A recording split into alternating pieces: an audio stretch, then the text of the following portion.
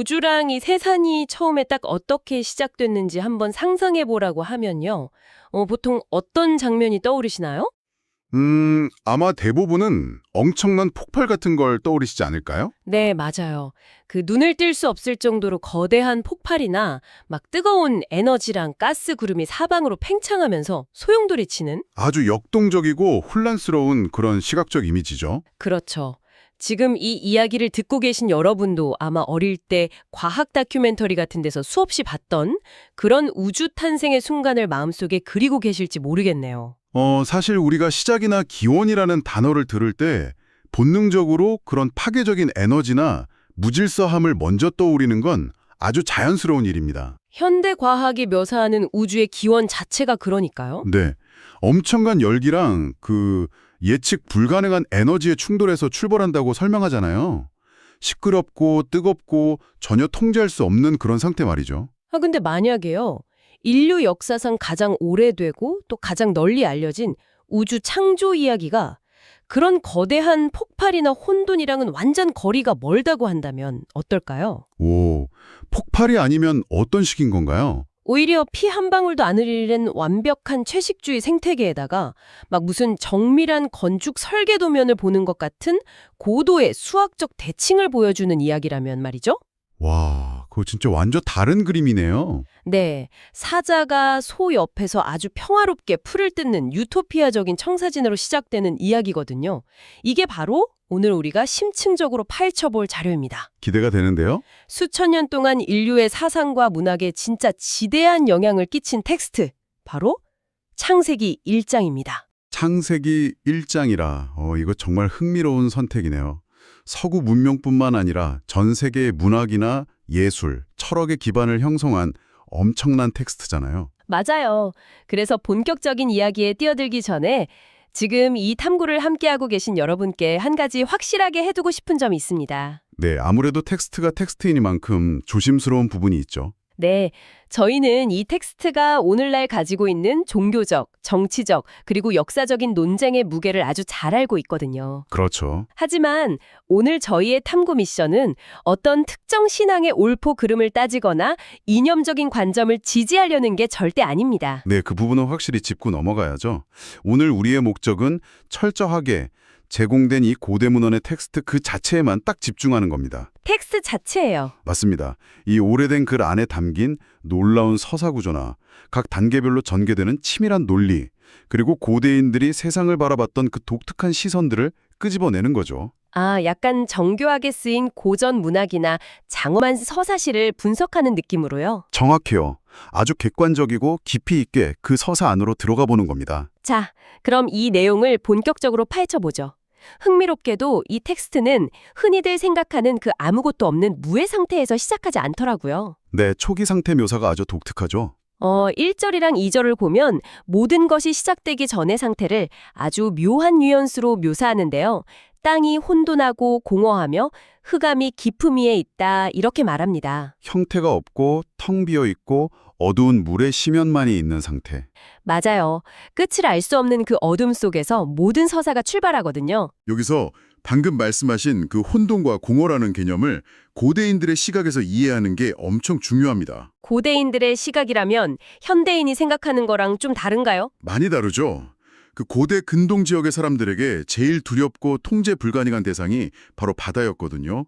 깊고 어두운 물이요. 막 폭풍우가 치고 배가 뒤집히고 그런 무서운 바다요. 네, 모든 것을 집어삼키는 그 무질서한 물결이 그들에게는 곧 혼돈 그 자체였습니다. 그래서 이 텍스트가 말하는 최초의 상태는 단순히 빈 공간이 아니에요. 그럼 어떤 건가요? 어떤 생명체도 살아갈 수 없는 극도의 무질서, 그리고 아주 위협적인 덩어리를 의미하는 겁니다. 이제 이 서사는 그 무서운 무질서가 어떻게 안전하고 질서 잡힌 공간으로 변해가는지를 보여줄 거거든요. 아하, 그래서 첫 3일간의 기록이 그 무질서를 해결해 나가는 과정이군요. 네, 맞습니다. 이 과정을 가만히 들여다보니까요. 저는 이게 약간 뛰어난 건축가가 아주 황무지 같은 공터에 웅장한 집을 짓기 위해 기초공사를 하는 거랑 똑같다는 생각이 들더라고요. 오, 집 짓는 과정에 비유하시니까 되게 흥미로운데요. 그 건물을 올리려면 제일 먼저 뭘 해야 할까요? 일단 작업할 공간을 확보하고 경계를 좀 나눠야겠죠? 바로 그겁니다. 첫째 날에 가장 먼저 빛이 있으라 하고 선언하면서 빛과 어둠을 딱 나누거든요. 아, 공터에 조명을 켜는 거네요. 네, 깜깜한 공터에 작업용 투광기를 확 켜서 밤과 낮의 경계를 짓는 거죠. 그리고 둘째 날에는 궁창이라는 걸 만들어서 위쪽의 물이랑 아래쪽의 물을 나눕니다. 물과 물을 나눈다? 네. 이 부분은 마치 건물의 천장이나 지붕을 덮어서 비를 막아내는 작업 같았어요. 그리고 셋째 날에는 아래에 있던 물을 한 곳으로 쫙 모아서 마른 땅이 드러나게 하거든요. 이제 바닥재를 다진 거군요. 그렇죠. 그런 다음 그 땅 위에 식물들이 막 자라나게 하면서 실내 조경까지 싹 마무리합니다. 완벽한 기초공사네요. 네, 근데 여기서 제 머릿속에 좀 물음표가 하나 생기더라고요. 어떤 부분이죠? 아까 둘째 날에 물과 물 사이를 갈라놓은 그 궁창 말인데요. 네, 궁창. 위쪽 물이랑 아래쪽 물을 나누었다는 게 말 그대로 저 하늘 위에 거대한 물탱크 같은 바다가 또 있다는 뜻인가요? 아, 이 대목에서 진짜 많은 현대인들이 고개를 갸우뚱하시죠. 저도 완전 갸우뚱했어요. 하하, 근데 고대인의 우주관을 이해하면 이 묘사가 진짜 얼마나 기발한지 아실 수 있습니다. 기발하다고요? 네, 그 당시 사람들은 하늘이 왜 파란색일까 생각했을 때 저 하늘 너머에 거대한 우주적인 바다가 있기 때문이라고 믿었거든요. 와, 하늘 너머에 진짜 바다가 있다고 생각했군요. 네, 그리고 비가 내리는 건 그 위에 있는 바다에서 물이 조금씩 떨어지는 거라고 봤고요. 그럼 그 엄청난 물이 왜 한꺼번에 쏟아져 내리지 않는 거죠? 바로 그 지점입니다. 그래서 고대인들은 저 하늘에 투명하고 아주 단단한 돔 같은 무언가가 있어서 그 물을 딱 떠받치고 있다고 생각했던 거예요. 아, 그러니까 그 돔이 물을 막아주고 있는 거네요. 정확합니다. 궁창으로 번역된 히브리어 단어가 라키아인데요. 이게 본래 금속을 넓게 두드려 펴서 만든 아주 단단한 판을 의미하거든요. 금속 판이요? 완전 단단하겠네요. 네. 그러니까 이 텍스트는 창조주가 혼돈의 상징인 그 무서운 우주적 물 한가운데에다가 단단하고 거대한 돔을 황 하고 끼워 넣어서 위아래로 물을 확 밀어냈다고 묘사하는 겁니다. 세상에, 물을 밀어내서 공간을 만든 거군요. 네. 그렇게 생명체가 숨 쉴 수 있는 안전한 빈 공간, 즉 하늘을 확보해냈다는 거죠. 와, 여기서 진짜 흥미로운 점은요. 창조라는 게 단순히 없는 것을 뿅 하고 마법사처럼 나타나게 하는 게 아니었네요. 그렇죠. 마법이 아니라 무질서하고 끔찍한 혼돈의 덩어리를 쪼개고 밀어내고 선을 그어서 이 안전한 시스템을 구축하는 약간 고도의 엔지니어링 작업에 가까운 거잖아요. 맞아요. 바로 그 나눔과 분리가 이 창조 서사의 핵심 메커니즘입니다. 나눔과 분리요? 네, 빛과 어둠을 나누고 또 위의 물과 아래의 물을 나누고 마른 땅과 바다를 분리하잖아요. 계속 선을 긋네요. 고대 세계에서 창조는 무에서 유를 만드는 그런 물질적 생산이라기보다는 혼돈에 기능과 질서를 부여하는 과정이었거든요. 아, 각자의 자리를 정해주는 거군요. 네, 모든 것에 자리를 지정해주고 경계를 정해주는 것. 그것이 곧 세상을 짓는 행위였던 겁니다. 혼돈의 질서를 부여한다. 와, 그렇게 생각하니까 첫 3일간의 작업이 왜 그렇게 진행됐는지 완벽하게 이해가 됩니다. 기초가 탄탄하게 잡힌 거죠. 네, 이렇게 해서 딱 무대 세팅이 끝났어요. 시간의 흐름, 그러니까 밤낮이 생겼고 하늘과 바다라는 공간이 쫙 열렸고 식물이 자라는 무대가 마련됐잖아요. 이제 텅 빈 집이 완성되었으니 그곳에 들어가 살 거주자들을 채워 넣을 차례입니다. 아, 이제 채우는 단계군요. 네, 여기서부터 이 서사의 구조가 진짜 한층 더 치밀해집니다. 넷째 날부터 여섯째 날 전반부까지는 앞서 만들어진 그 빈 공간들을 하나하나 채워나가는 과정이거든요. 맞아요. 텍스트를 보니까 넷째 날에는 하늘에 해, 달, 별 같은 광명체들을 두어서 낮과 밤을 주관하게 하더라고요. 네, 그리고 다섯째 날에는 바다의 온갖 물고기랑 큰 바다 생물들을, 그리고 하늘에는 새들을 막 채워 넣습니다. 이때 생물들에게 처우로 생육하고 번성하라는 축복도 내려지죠. 오, 그러네요. 그리고 여섯째 날 전반부에는 이제 땅에 사는 짐승이랑 가축들을 막 각기 종류대로 만드는데요. 사실 처음 이 글을 읽을 때는 그냥 동물들을 쭉 나열했구나 싶었어요. 그냥 리스트처럼 보이죠. 네, 근데 여기서 정말 흥미로워지는 부분이 있어요. 오, 어떤 건가요? 이 텍스트의 구조를 한 걸음 물러서서 딱 바라보니까요. 와, 진짜 소름이 돋을 정도로 완벽한 수학적 대칭이 숨어 있더라고요. 수학적 대칭이요? 네, 제가 방금 첫 3일은 무대를 만들었고 다음 3일은 무대를 채웠다고 했잖아요. 이걸 날짜별로 한번 매칭해 볼까요? 어떻게 연결되는지 한번 들어보죠. 자, 첫째 날에 무엇을 만들었죠? 무형의 빛과 어둠을 나누었습니다. 그럼 넷째 날에는요? 넷째 날에 해와 달과 별을 만들었죠? 바로 그겁니다. 그 빛과 어둠을 구체적으로 통제하고 주관할 해와 달과 별을 딱 그 자리에 채워 넣어요. 1일차랑 4일차가 완벽하게 맞물리죠. 오, 진짜네요. 그럼 둘째 날은 어떨까요?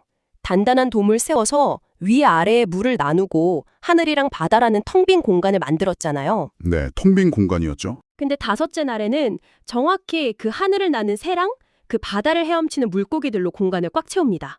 2일차랑 5일차도 데칼코마니처럼 접히는 거예요. 와, 그렇다면 자연스럽게 셋째 날과 여섯째 날도 연결되겠군요. 그렇죠. 셋째 날에는 바다를 한 곳으로 밀어내고 땅이 드러나게 한 다음에 식물을 자라게 했잖아요. 네, 그리고 여섯째 날에는 바로 그 땅 위를 걸어다니고 그 식물을 먹고 살 땅의 짐승과 가축들을 채워 넣거든요. 3일차랑 6일차의 완벽한 조화입니다. 공간을 만들고 거기에 딱 맞는 거주자를 넣었네요. 그러니까 이 1, 2, 3일의 공간이랑 4, 5, 6일의 거주자가 무슨 톱니바퀴 맞물리듯이 정확하게 대칭을 이루고 있는 겁니다. 이건 절대 우연히 쓰인 글이 아니에요. 하하, 맞습니다. 이걸 좀 더 큰 그림이랑 연결해보면요. 이게 우연이 아닐 뿐만 아니라 당시 시대적 배경을 고려했을 때 엄청나게 급진적인 주장을 담은 구조입니다. 급진적이라고요? 이 질서정연한 글이요? 네, 그 당시에 쓰였던 고대 바빌로니아의 창조 신화 중에 에누마 엘리시라는 문헌이 있거든요. 에누마 엘리시오? 네, 그걸 보면 세상은 신들끼리 피 튀기게 전쟁을 하다가 죽은 신의 시체를 반으로 쫙 갈라서 하늘과 땅을 만드는 식으로 그려줍니다. 세상에, 너무 끔찍한데요. 아주 폭력적인 과정이죠. 세상의 기원 자체가 신들의 우발적인 충돌이나 피비린내 나는 살육의 산물이었던 거예요. 아, 그러니까 세상에 무슨 전쟁의 부산물이나 찌꺼기 같은 거였다고요? 맞아요. 그런데 이 창세기 1장의 서서를 한번 보세요. 폭력도 없고 신들 간의 전쟁 같은 것도 전혀 없습니다. 듣고 보니 진짜 피 한 방울 안 나오네요. 오직 유일한 설계자가 매우 차분하고 논리적으로 방금 말씀하신 그 완벽한 대칭 구조를 따라 세상을 계획하고 조직하잖아요. 와, 극적인 대비가 되네요. 이것은 고대 독자들에게 우주가 맹목적인 힘이나 우연한 사고로 막 생겨난 게 아니라 극도의 이성과 지혜에 의해 철저하게 계획되고 통제된 안전한 곳이다. 이런 안도감을 선언하는 겁니다. 아, 세상이 안전한 곳이라는 선언이군요. 게다가 텍스트 중간중간에 계속 반복되는 후렴구 같은 게 있죠. 보시기에 좋았더라. 네, 계속 나오더라고요. 이 문장은 그냥 예뻐서 마음에 든다 이런 뜻이 아니에요.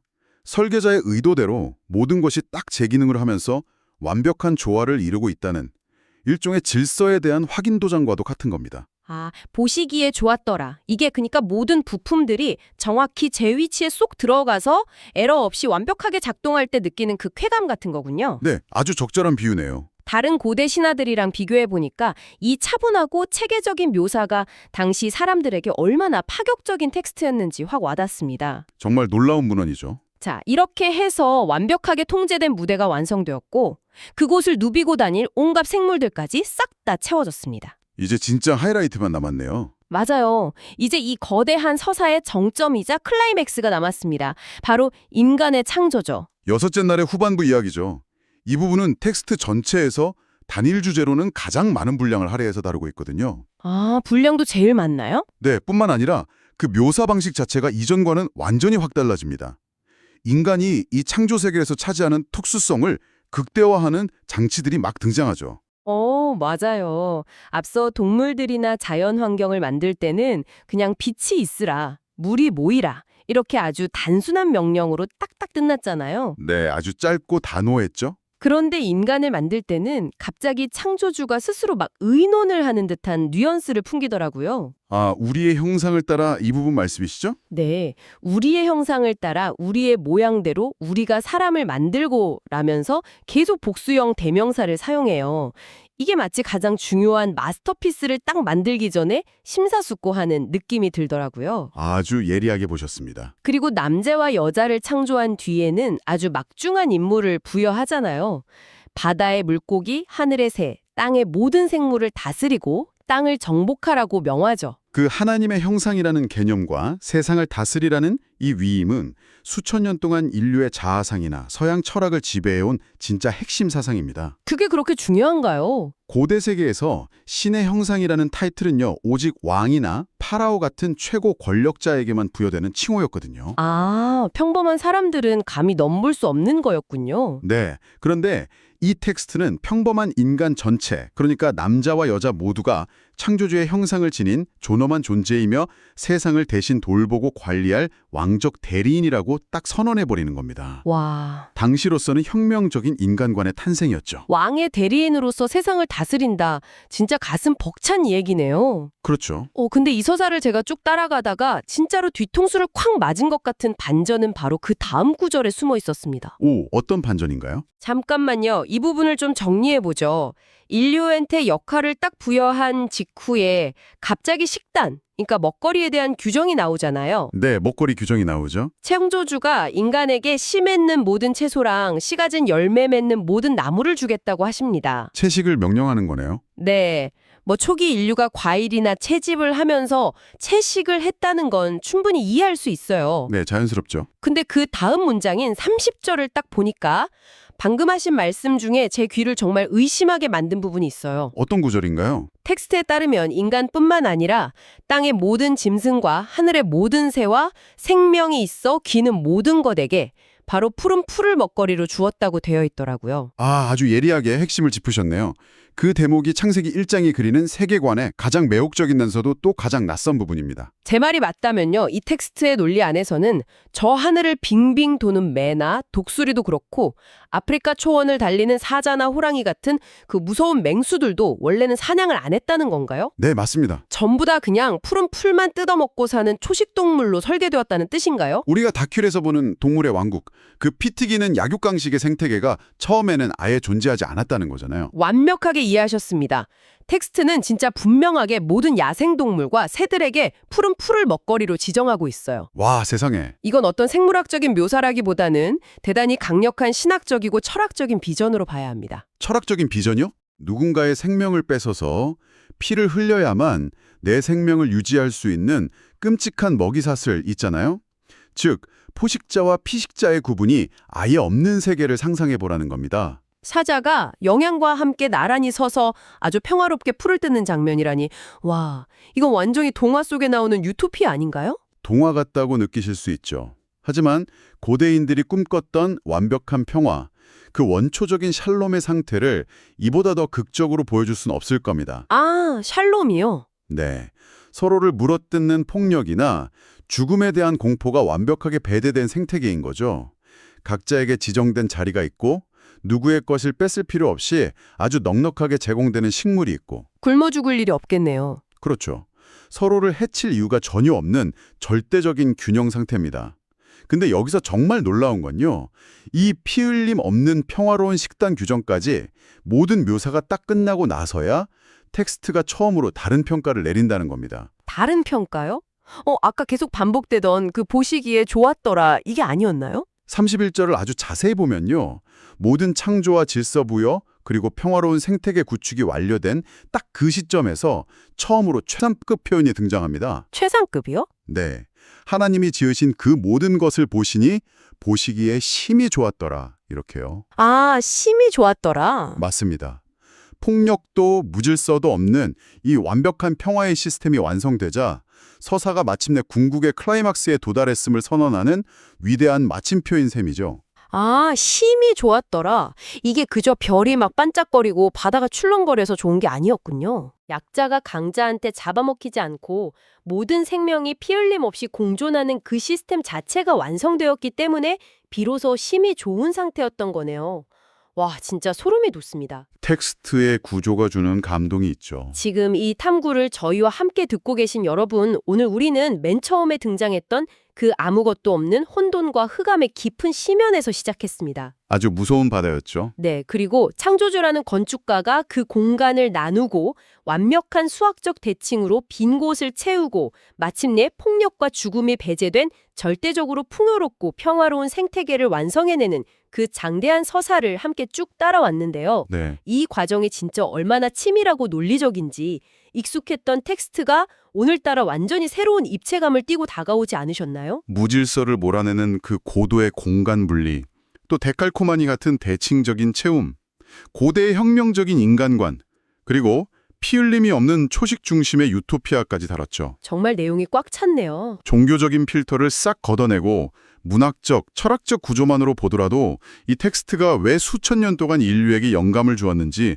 너무나도 명확해 보입니다. 맞아요. 그래서 오늘 이 탐구를 마무리하면서요, 듣고 계신 여러분께 스스로 곱씹어 볼 만한 화두를 하나 딱 던지고 싶습니다. 오, 어떤 질문인가요? 우리는 보통 자연의 섭리라고 하면 약육강식이나 생존 경쟁 같은 아주 거칠고 투쟁적인 개념으로만 받아들이잖아요. 그렇죠. 동물의 왕국을 생각하면요. 강한 자가 약한 자를 지배하고 착취하는 게 당연한 자연의 법칙이라고 생각하죠. 하지만 오늘 살펴본 이 오래된 텍스트는 인류와 세상의 기원을 철저한 질서, 그리고 타자의 피를 요구하지 않는 절대적으로 평화로운 생태계로 묘사했습니다. 아까 말씀하신 그 샬롬의 상태요. 네.